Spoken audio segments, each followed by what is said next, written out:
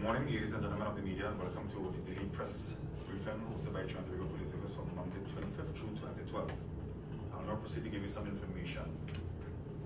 In the Portsmouth Division, a homicide has been recorded, and the facts are: around 8:30 a.m. today, a resident of Upper Wharton Street, Laventille, went to his backyard where he observed the body of an African male, about 60 years old, clad in a striped t-shirt and a grey three-quarter pants, what appeared to be a wound to the head, lying in some bushes. A report was made to the officers of the Homicide Bureau. Port of Spain Task Force, Vessel Street CID, and ITF officers are presently on the scene. The body has not yet been identified. And in the Northern Division, during the period of 10 p.m. on Sunday, 24 June 2012 to 6 a.m. on Monday, 25th June 2012, officers of the Northern Division Court and Process Department conducted a warrant exercise in the Arima, La Hokata, and Aruka districts, where 38 persons were arrested on outstanding warrants for various offenses ranging from robberies, break-ins, and larcenies. 54 warrants were executed. The exercise was spearheaded by Senior Superintendent David Abraham and was supervised by Corporal Jack and included Police Constables Buckmeyer, Simmons, and Reyes. And in the Western Division, firearm was recovered. The facts are: around 3:30 p.m. on Sunday, 24 June 2012, officers of the Western Division Tactical Unit, acting on information received, went to a bushy area at the end of Vineyard Street, Carenage, near a drain, and found a black bag containing a quantity of marijuana. On further checking the bag, they found another grey plastic bag containing a .38 revolver loaded with 5 rounds of .38 ammunition. No one was arrested. And in the Southern Division, around 11:10 a.m. on Sunday, 24 June 2012, acting on information received, Corporal Richardson and Constable Huggins of the Moruga Police Station proceeded to a bushy area at Kachip Village, Moruga, where they found and seized a yellow knapsack containing 2 homemade shotguns. No one was arrested. And in the Port of Spain district, around 1:15 a.m. on Sunday, 24 June 2012, officers of the Woodbrook CID, under the supervision of Acting Inspector Abbott, were on mobile patrol along Alfredo Street, Woodbrook, when they observed a robbery in progress. The victims, 4 men ages 19 to 23, from the Central Division, were walking towards the bar when they were accosted by 2 suspects, one armed with a firearm, who robbed them of cash and cell phones. The officers alighted from the vehicle and challenged the men. A 21-year-old man of Diego Martin was held, and some of the items were recovered. The other man escaped. Constable Magali is continuing inquiries. And this is a crime advisory, members of the public. Several arrests within recent times, and from our analysis of crime, we have recognized that there have been marked increase in the movement of criminal offenders from areas of what we describe as hotspot to other areas in the country. It must be noted that the offenders are more likely to relocate their behavior to crime targets, places, times, and tactics with which they are most familiar. This is also a case where warrants are issued for offenders who move from the area of activity to other areas they are known. It is with this in the mind that we would like to again advise members of the public that increasing your personal awareness is an integral part of crime prevention, and perhaps the single most important element of effective self-defense. We want to urge members of the public to report all crimes and suspicious activities or strange persons in your community. Again, we are urging members of the public, be on the lookout and report all crimes and suspicious activities or strange persons in your community. You can call 555 or you can call 800-TIPS. We are asking you to help us, to help you keep your community safe. So that is the end of this morning's news brief. We'll now open the floor for any questions that you may have. Is that drilling affecting the audio?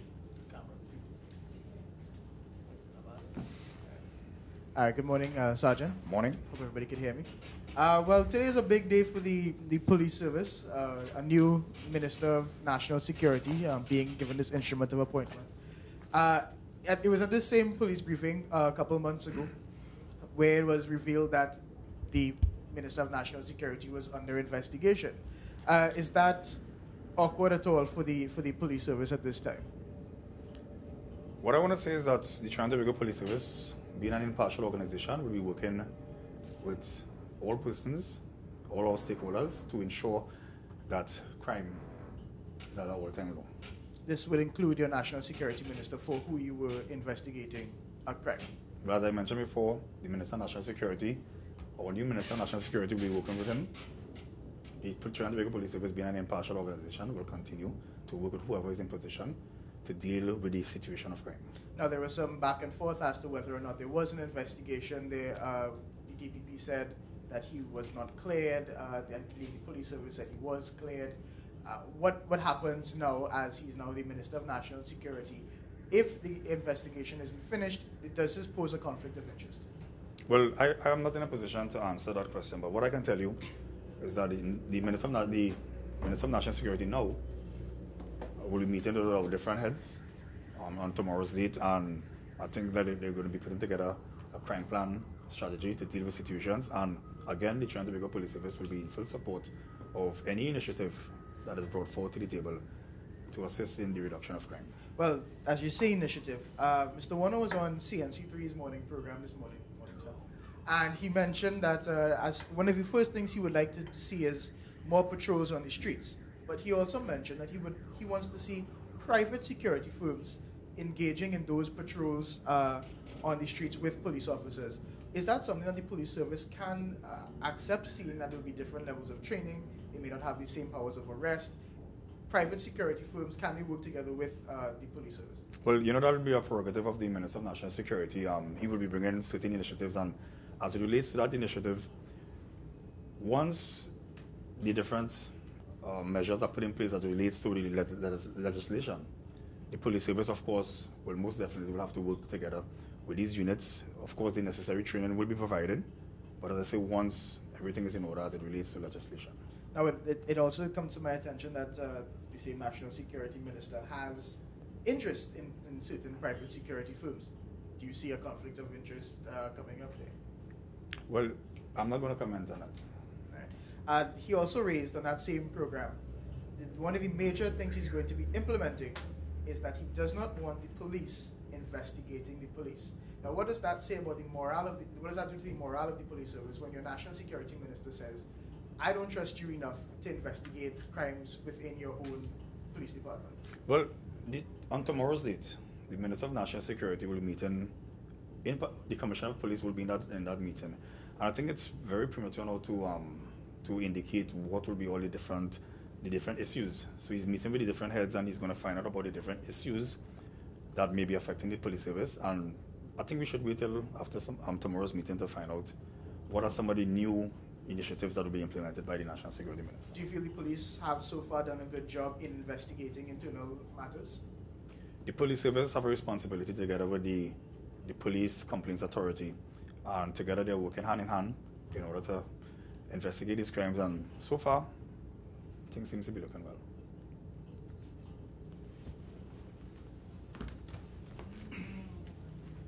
Good morning, Mr. Meister. Morning.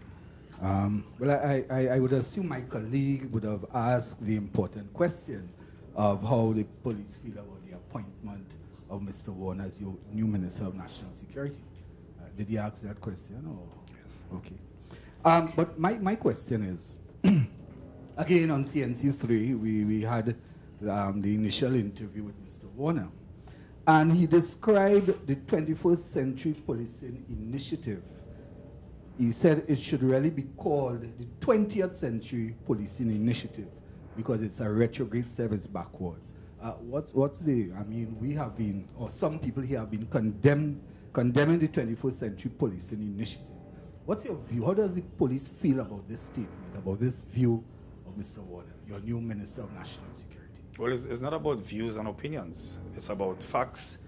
And again, when the Minister of National Security meets with the different heads, and in particular the Commissioner of Police, and I think sometime this week he's going to meet with the President of the Association, then they're going to identify different issues. And when they identify these issues, then I believe the necessary and appropriate action will be taken to address some of these issues. So it's, as I say, it's rather premature now to say what will or will not happen.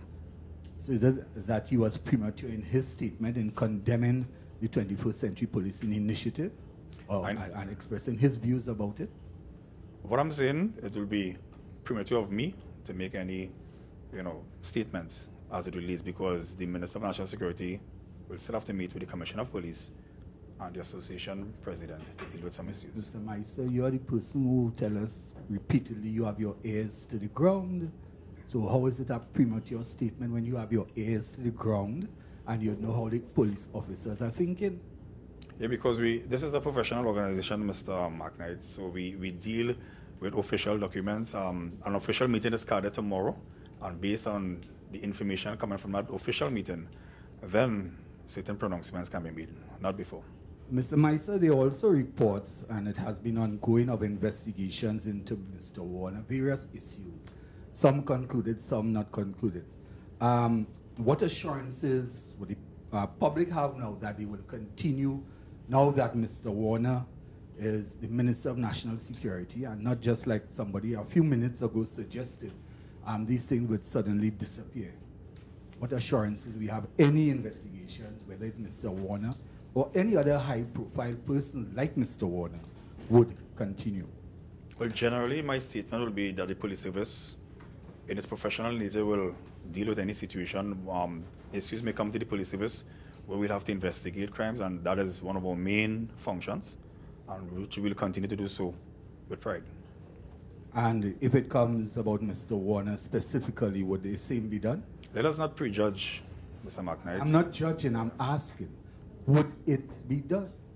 What I will say is that investigations that are being investigated, issues that are being investigated by the Trinidad and Tobago Police Service will be done so in a professional manner.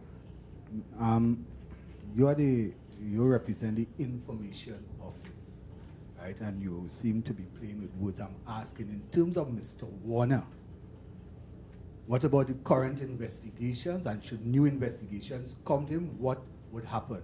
What assurances would you give Trinidad and Tobago, specifically Mr. Warner, because there have been several allegations that the investigations will continue? You will have the same verb into it, you put the same energies into investigating something concerning Mr. Warner.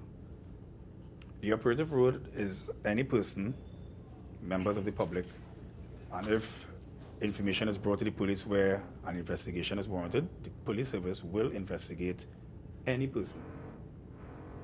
So that's the operative road. Okay, and another thing, some years ago we had one of the most productive units in the police service, the flying squad. However, that was disbanded over after some years, because a lot of concerns about corruption and different things and whatnot. Under last Mr. Randy Burrows. Again, Mr. Warner mentioned probably there's a need to revisit that unit to bring it back into fruition. And many of us, or some of us, would know how it operated. Well, again, what's the police view on that? Well, again, we will support any initiative that will assist us in reducing crime and enhancing security and safety in Trinidad and Tobago. And my last question, again, my colleague would have asked the question about what's the view of the incoming Minister of National Security. My question to you, what's the police service view? And in the fellow that you meet on the ground, the police officers, the view of the outgoing Minister of National Security and his tenure? Well, again, we mentioned to you that the views of the Trinidad and Tobago Police Service and myself is not important. What is important is that we are moving forward. There's a new Minister of National Security now, and the Trinidad and Tobago Police Service will be committed, and we will be competent enough to work with the new Minister of National Security, supporting all initiatives that will assist us in the reduction of crime. And that is our main priority. And we want to urge members of the public that that is our priority, to reduce crime and enhance security and safety in Trinidad and Tobago. So, ladies Since and you have gentlemen, zigzag from that particular question, I just have one more question. that wasn't your last, right? No, you see a zigzag from it. Mr. Warner in other dispensation is known as a man of action. Is known as a man to, you ask it, once he could give you, he gives it, that kind of thing. I saw how some people know it. What does the police service expect from the new Minister of National Security that you think is necessary to get things going? What do you expect? We expect action. That's it. Thank you very much. Ladies and gentlemen, we look forward to see you again tomorrow, same time, same place. And again, we continue to ask you to work with us as we enhance security and reduce crime in Trinidad and Tobago. Thank you very much. Have a blessed day.